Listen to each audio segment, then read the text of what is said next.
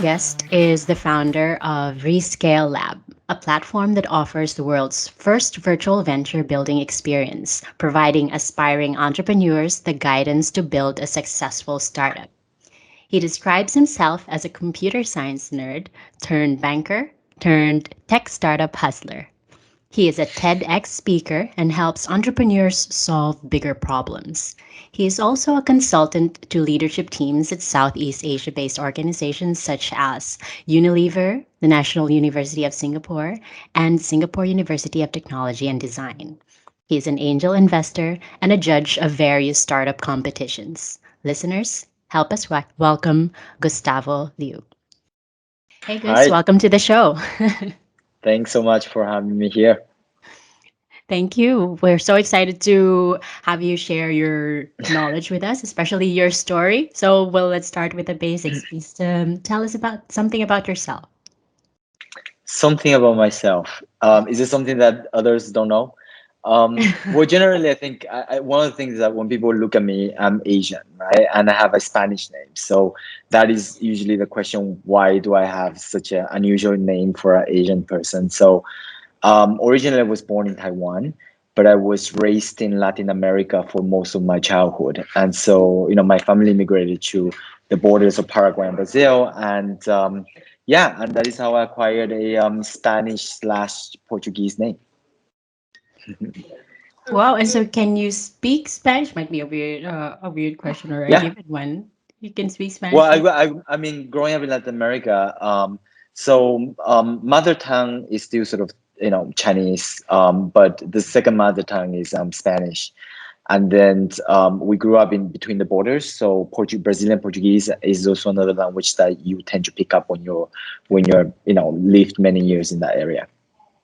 And out of interest, Gus, how did your family arrive in Latin America? By plane. Well, but back in the back in the 80s, I think was it was well, all the way from the 70s to the 90s, there was a very big sort of business entrepreneurial migration from a few countries. So that is predominantly Korea. There was a lot of Taiwanese, a lot of Arabs that went to this part of the world. And it was actually a very interesting area because it was just post sort of dictatorship. I'm not sure if you know about the Latin America back history, but basically it used to be where a lot of Nazis sort of would fly there, right, post World War II, and so it was like a safe haven for them, and it just became a very sort of good for trading, especially due to the geopolitical situations back in that period of time.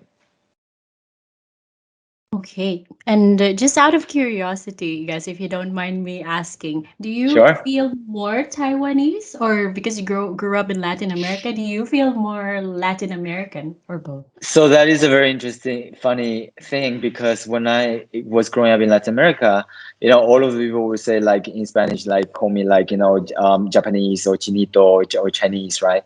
And they would usually ask me, do I know karate or anything like that, which I don't, right? And then when I came back to Asia, people would ask me, do you since grew up in Latin America, do you samba or do you play football? And I don't do any of those either.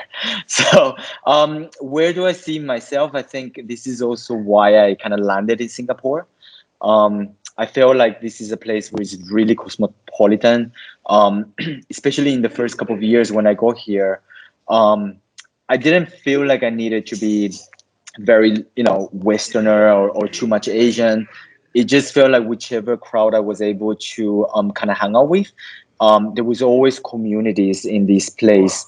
Unlike, I attempted living in Taiwan and tried living in other parts in Asia where it was less cosmopolitan. And so, yeah, so today is sort of like I can adapt really easily in whichever environment. And Singapore seems to be the most sort of, diverse in terms of background. Gus, we have quite a bit in common. So I'm Okay. originally from Belgium, but I grew up in the Philippines most of my Cool. life. That's how I met Jackie, by the way. And when I was in the Philippines, I felt very local because I also speak the local language. but they never looked at me as a local. And then every time I go to Belgium, they always look at me as a local, but I feel very foreign. It's Yeah, quite I can interesting. totally relate to that. And another And thing we now, have in common is, go ahead, Jackie. And now I'm also in Singapore, obviously similar to what you're saying. And another thing I can relate to is I was also kind of in the finance industry Okay. for a fintech company to also start following my dreams. Yep. And similar to you, it seems like you did the same to then start investing in deep tech, if I understand this correct. Well, the interesting thing is that I didn't actually start with deep tech. I started off with well, like what Jackie was in her introduction. My degree is actually computer science and mathematics, so I'm a nerd, right? And I love true. anything about technology since a very young age. In fact, my parents used to trade computer parts. This is during the times in the 90s where you would buy motherboards, you buy, all these resistors and all that, and you assemble it together at home as a computer, as a full set computer. From during that entire sort of process, I also realized that, although I started as a coder, I didn't really envision myself sitting in front of the computer and with a double espresso and just coding my way away. I wanted to look at different ways at managing wealth, and I knew nothing about finance. And I was very lucky that back in 2007, I was able to get a job in Citibank, and that was kind of where the whole sort of finance career got launched. And then, yeah, next thing I know, it's been like 12 years in banking. I kind of climbed my way up the ladder. So by the time I left banking was 2017. I was VP in one of the local private banks here. And yeah, I was like, well, what do I want to do with my life, right? So then it just kind of like look at, what are the problems I want to solve? And it was very quickly to me that, I needed to make a change in life. And yeah, so right after that, I decided to leave all of that behind and launch different businesses that failed. A lot of failures. And from all these failures, Gus, I'm sure you learned a couple of things. What are the takeaways from the businesses, from your experience with your startups? Well, in particular, in the first couple of months, right? It's like, what are the learnings that you have to go through? And I think I'm sure with you guys as well, any founder would say that as you are building every block of your knowledge in this journey to entrepreneurship, it's really a lot of tuition fees, and that comes in the shape of money spent, wrong decisions, mistakes that you're doing. This is something that I say a lot to my staff, right? I would never have hired myself as a CEO of my company 4 years ago when I started this business. I had to learn to become one. So to answer that question, I think looking back, one of my biggest sort of learning was dealing with people. Because although finance, you have to do that, right? But it's towards your customers. As a private banker, I didn't really need to manage a team of people. That was more management. But increasingly, it was very real as you are building every block to this business and learning your way. I was learning my way, instead of looking at, the people element, it was the most critical, and everything else would shape around that. And so, yeah, so that is probably one of my biggest, so I'm still learning through that process. I like how you call it tuition fees. That's a nice perspective on it. So how would you advise other aspiring startups or even early stage startups or even people that are running a business on how to maximize the ROI of those tuition fees or even how to minimize the fee, right? Yeah. So no, everything is like risk and return, return on investment, right? Obviously, I think when we make decisions in life, we look at, it's very different from how we used to advise our banking customers. Of course, now we can look back, and I can look back and I can say, with the last 4 years, all those risks and all that was worth it because we were able to achieve a certain milestone at this current moment. But I would say that we also live in a very different ecosystem, a very different era for entrepreneurs. This is a great time to become an entrepreneur. I'm not just selling that because I'm in this ecosystem, but if you look back, like 20 years ago and even 30 years ago, when my parents had to fly all the way from Asia to Latin America, and their only mode of learning how to own and run a business will be through mistakes and a lot of errors, and hopefully we can getting some help and guidance if they were lucky enough, right? Today, pretty much everybody's talking about startups. Everybody's talking about starting a business. I mean, if you think about earlier this year, the finance minister of India, right, got into this call for 2 hours, and in that 2 hour speech, she mentioned the word startups 11 times, right? And this is where everybody's kind of focusing on how do you build that first business? How do we make that journey smoother? And so with that, of course, there were the bursts of accelerators, incubators, and as of late, there were even sort of support programs that are pre-acceleration, which is how do you take individuals through a very systematic approach so that within a very set timeline, they're able to take their ideas and essentially get everything that needs to be done sort of fast track as opposed to going out there. So today, and that is essentially where I'm inspired, when I first started as a founder. This is precisely the problem that I wanted to learn myself. But another thing is the ability to transfer that knowledge to anyone who aspires to become a founder. And I knew that I couldn't do that just purely going around and like teaching, right? That it's so unscalable. And so technology was something that, being having the software programming background, it did help me to think about what are the possibilities that we can do, use technology to solve this problem. So before we go into the pre-acceleration, right? You mentioned it's a great time to be an entrepreneur. Is that even more so during a pandemic, in your opinion? So the pandemic, in my view, accelerated that process. I think the wheels were already started turning. If you think about, like I mentioned, the last year when the finance minister made that announcement, it was not new, right?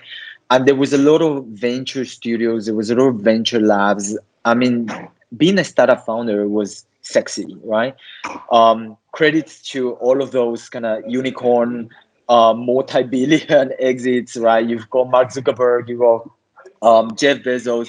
These are all people who have, I mean, their examples have glorified the sort of this lifestyle of being a founder. And so with that came a lot of resources. I mean, I'm not talking about funding. I'm talking about people who are motivated to come together and sort of be part of this movement.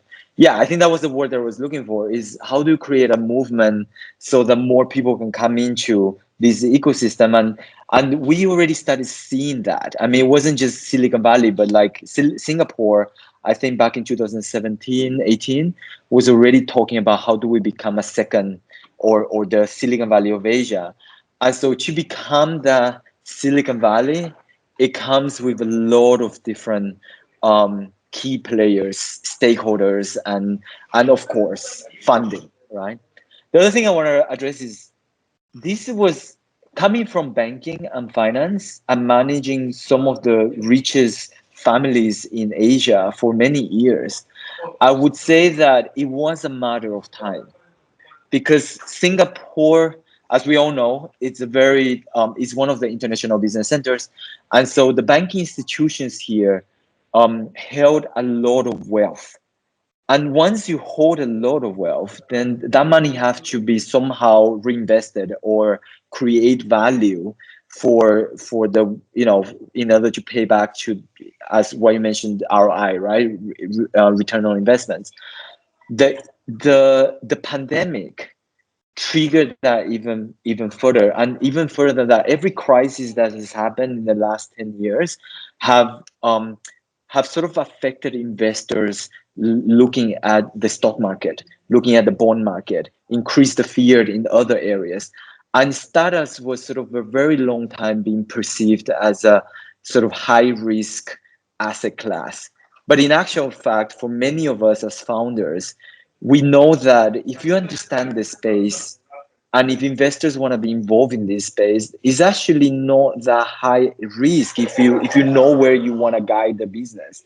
And so with all of that, I know I said a lot, but it's just that there's so many variables that kind of came to play, and I felt that the the COVID situation kind of just triggered that much faster, and it just speed the whole process of looking at how startups resources go disseminated. Phenomenal. Like we feel like every crisis is a massive opportunity, right? From the other Oh angle, yeah, where we started this whole business during the pandemic at a time where you can fuel growth and really affect change much quicker as people are forced to affect change, right? So I guess that's yeah. also from a startup angle, that element really contributes to that, right? And And yes, I But we guess, also take. when you said, yeah, sorry. no, please go ahead. No, but just saying, when you were looking at like finance, right? For many years, we looked at this sort of this economy of startups more like, and even wealth management in general, as a matter of managing risk, preserving the wealth, right? And sort of try not to take too much risk. Whatever risk equals returns. But then startups look at this situation very, very different because we look to solve problems rather than. And so when you look to solve problem, everything is opportunity. Even the most sort of negative thing or the most challenging situations is an opportunity to a founder. And so we visionary founders, I'm not claiming to be one, but I'm just saying that for founders that see opportunities to solve and they can come up with some of the very innovative ideas, it becomes a very lucrative business in the long run. Nice. And indeed, we would like to say that we take risks, but we would like to think that we take calculated risks in our business Yes. endeavors and as founders. Yeah. I mean, no, but I think nobody in their right mind would take like blindly jump into an abyss, right? But we do occasionally have to make those kind of decisions. However, there's just so much decision making that goes across, like what you said, Jackie, is that sort of process of calculating and deciding, should I go there or should I not go there? And this is also going back to the resources. There has been no better time than in the last 100 years, right? Where we can have so many learning points to help us decide how to calculate the next steps for each of our businesses. And calculated risk, right? So I guess for us as well, we like to define our critical hypotheses as we move forward, right? And really test them quickly and set up ourselves up for failure quickly, learn and then adapt. Is that Absolutely. something you also apply with your pre-acceleration programs? Is that how you basically coach your Well, startups? yeah. So we work. Just sort of a bit of background about eLaunchpad and Rescale Lab. So eLaunchpad is a legal entity that owns the software called Rescale Lab, and our clients, we work predominantly with B2B customers. So these are higher institutes of higher learning, otherwise known as IHLs, and they come in the shape of universities, polytechnics, and so on.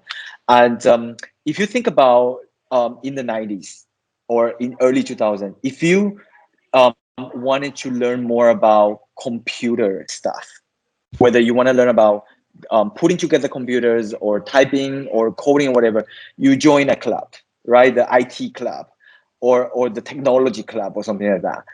Today, computer science is a discipline which is accredited, audited, and recognized, be it everything from a bachelor's degree to the PhD, right?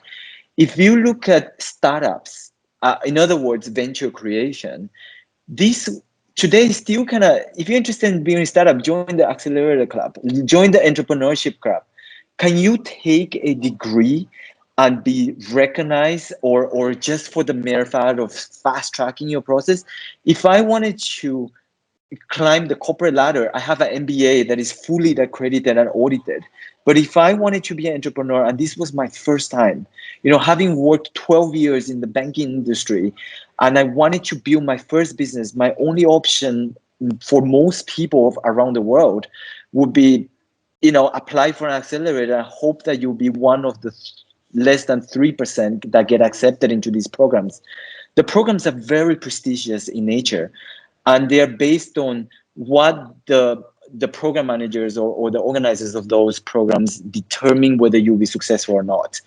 So the fact that a lot of these institutions are now offering this as a degree, it offers a different venue for people who aspire to be entrepreneurs. So I'm just speaking this.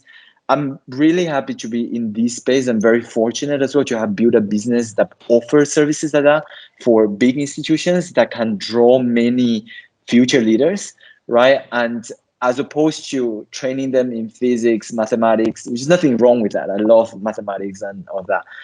But I get to offer them practical experience over a 6 to 12 month period, and they get to build a business along the way.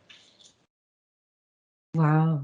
And talking about your business now, Gus Rescale Lab, how what was your inspiration? You had a lot of startups, and you mentioned earlier you had failed startups as well. What was your inspiration to come up with Rescale Lab, and what is your vision for your company in the future? So the term rescale, right? I think it's also over the last I would say 6 7 years, even in the corporate world, and that applies to myself when I was leaving my banking job and I was coming into this ecosystem. It was not good. It wasn't good enough for me to learn a new skill. Being good at one or two things was something that I grew up in. Grew up. My parents told me to do that, and studying. That was my teachers said that you have to be good at something, and so I spent a lot of time studying mathematics, computer science, right?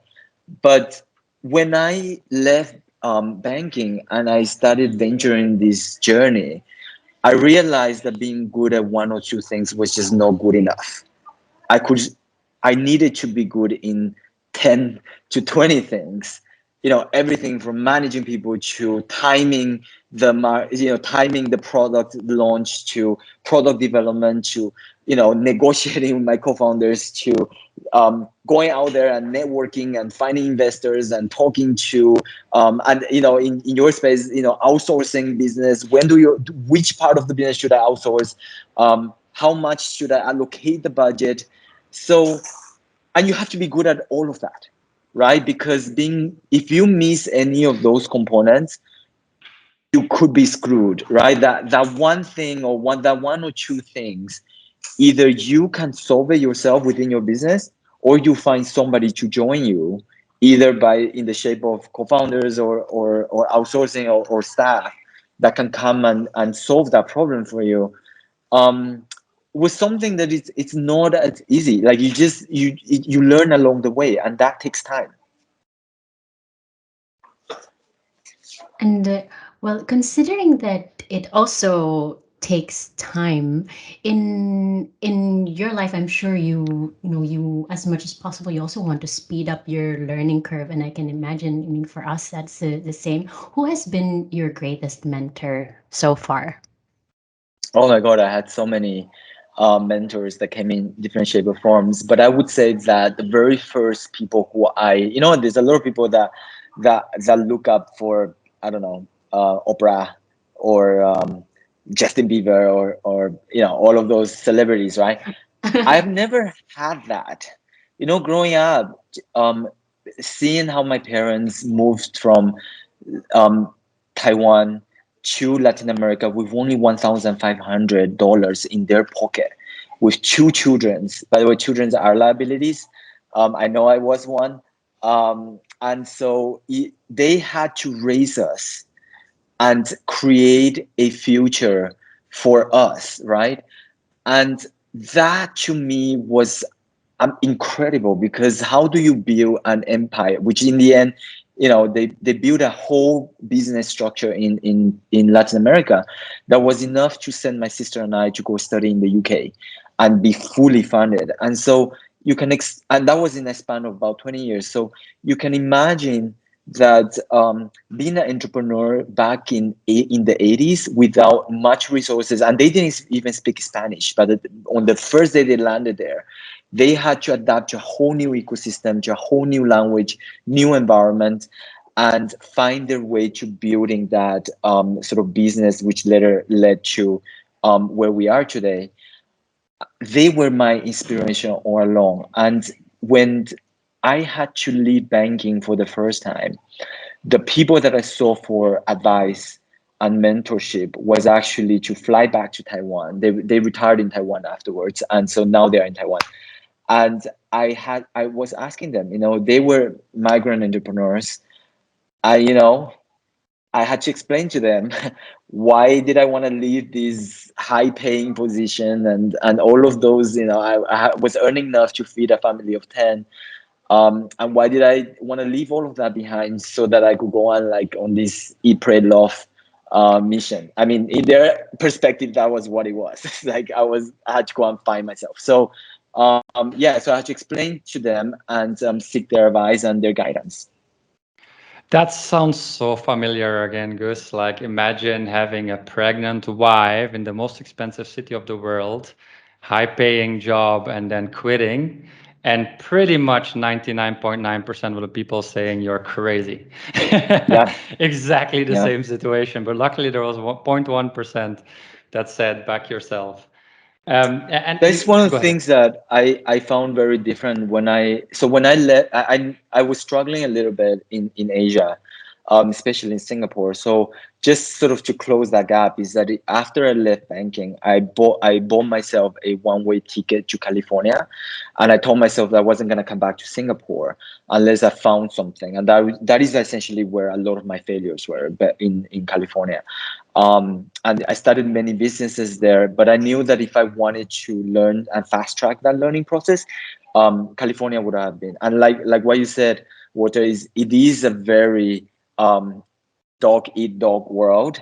I mean, where else would be the most hostile for startup founders starting for the first time?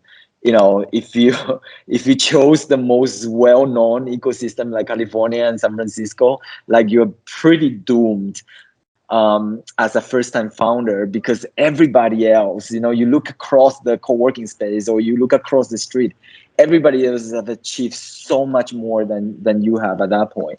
So learning through that and being able to adapt quickly was also really important.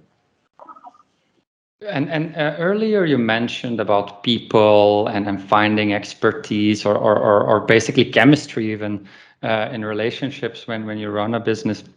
And if we want to shift gears a little bit towards outsourcing in general, could you maybe tell us a little bit about your outsourcing experience and maybe also your vision on outsourcing for startups and how that's a bad or a good idea in your opinion? I think if you spoke to investors and VCs, and even some of the mentors before 2010, sort of there's a lot of experience about why we should outsource different components, and I strongly believe in outsourcing some of the functions in the business. But I think after 2010, there are some key components that are being relooked at, and many of the sort of investors expect you to have in-house. Of course, services like, and depending on your job function, right? So for example, for us as a startup, coding, being a tech startup, a lot of the coding and programming work, we knew very quickly that there was no way we could outsource that. We needed to do it in-house. But there were functions like UX, UI, design work, digital marketing work, branding perspective. We've outsourced all of that. And we will be kidding ourselves that for every job functions, we will need to bring a co-founder, or we need to bring a staff at a full salary. I think one of the things that really kept us really lean is the ability to understand what are functions that we must have inside the company and bring the core skills inside, and what are the skills that we must outsource. That it's just short term, and this is it kind of boils down to this, and I might not have the right or wrong formula. I'm also still learning through that process. When it comes to something that is short term or there's a finite time associated to it, we tend to outsource those tasks. So UX UI, which tends to be a couple of times of revision, and then we will revisit only after a while. Those things we tend to outsource. For the more core things that are related to the IP of the business that we needed to retain within the business, like the coding, the algorithms, the logic behind that tends to tends to be done in-house. It also depends, and this is kind of goes along with how we advise startups today. If their team members are able to cover those functions, then it's great, right? That you do it, of course, in-house, and you want to be as lean as possible. But you know what? 90% of the required skills that are to just get the business started are not necessarily being addressed by the core founders. And so those are the ways that they can look at keeping it really lean, really financially viable, and then work with external partners. Fantastic. And well, that 90% is something that Mangtas can provide as well. We now have almost 1,000 teams on the platform in like a span of six months, and hopefully we can continue growing. And also, I want to just add on that during our programs, we do bring in quite a fair bit of outsourcing partners, because as you can imagine, for first-time founders, when they are going through this journey for the first time, they may not be the most well connected in the ecosystem. And so while you can teach them or guide them through the best practices of building the first business, you may not necessarily be able to do the work for them. And this is where introducing them to the relevant outsourcing partners usually tend to close that gap. And so they are very important in our entire sort of program journey when we work together with the universities and polytechnics. And that's great that you do that, right? Because a lot of startups or businesses really don't have access to this. Where if they want to go somewhere, they basically call someone up or Google it, right? And then hope for the best, put some money in, hope that they'll get a return on their investment from the other side of the world. And if they don't, yeah, it's a big problem. So really, it's great that you do that. And that's exactly the problem that we're also trying to solve. It's a very important, but because even earlier on, you asked about the mentors, you asked about the advisors, right? Those are very important stakeholders, but the mentors are not going to do work for you. Even if you pay them, they may not necessarily have the right skills to cover some of the job functions that are required for you to develop the product or all the way to go into market, right? The service providers are usually the ones that, and that ecosystem, right? I always talk about like if we want to build a resilient startup and entrepreneurs, then you can't do it alone. And service providers, outsource partners, and all of that come in part of that bigger ecosystem. Fantastic. Well, we're down to maybe our last question. Walter, would you have a last question for us before we end the episode? Sure. If you were to speak Make to it yourself, 5 year ago version of yourself, what advice would you give yourself? Well, I wouldn't have bought a one-way ticket to California. I think as you know, enlightening that journey was, I think when I was starting first, is to, while I had my company, right, I was still working with the bank as a banker and all of that. Not to be as enamored about that idea, because of course that first idea failed, and it was the first idea that I was thinking about going to California and starting over there. I'm sure a lot of founders can relate to that. But it's more about speaking and sharing with more people so that I could get enough feedback and validate that idea. I think what I didn't do enough, and also made that mistakes that a lot of founders do, is being too enamored and not going out there and sharing about the idea with enough people before you say, okay, I'm gonna put money into this, and then I'm gonna really, see if this is gonna work or not. But at least your trip to California is a fantastic story to tell. Yeah, It still a sounds lot of cadavers of like attempted projects, kind of with this bloodstream behind. I would love to actually do a whole episode on just that, Jackie. What do you think? I would too. We see What that a else? lot. Right. Like we see so much of just founders today, right? Because when we launch a program like that, you can see it because you've been through that journey. But it's interesting how when you are right smack in that process, In the war you know, zone. yeah, and you're kind of blinded by all of this, and all you can see is that my idea is amazing, and I'm gonna have to protect it. I can't share it with everybody because there's just so many people that are copy. And today when I chat with founders, is one of the things is to try to break that wall and to encourage them to go out and get that. If they're able to cross that hurdle, it's able to save them so much time and so much wrong decisions that come right after, especially when it involves money. In the case where if you have a family to look after and you want to be a founder, those are mistakes that you can't afford to make too many times. And in the spirit of advice, Gus, we will definitely be reaching out to you to provide some feedback to us. I'm taking this opportunity right now. And we'll take you out for a coffee or a beer very soon and really discuss Mangtas further and see how we can bring our collaboration to the next level too. Would Or love take to. a class at NUS, Wouter. Gus is a consultant there.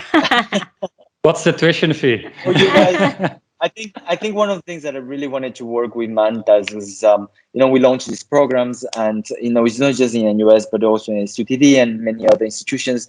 As we expand our outreach, obviously we would need to expand our suppliers and outsource partners, and it's more like how do we able to work together with Mangtas to bring you guys into the ecosystem, because they all need some kind of services, and rather than going one by service, it would be really great to work with an entity that is able to pull all of the different options so that let the teams choose.